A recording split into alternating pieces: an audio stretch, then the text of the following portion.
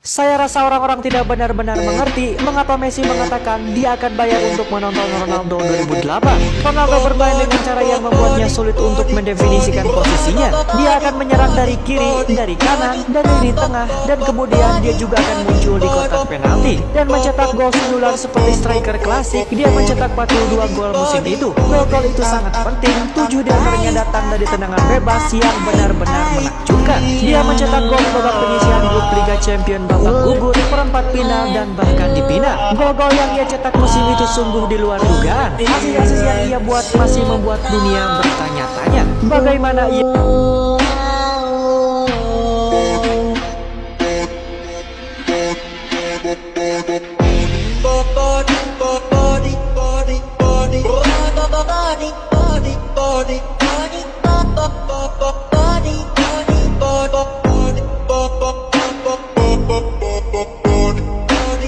body,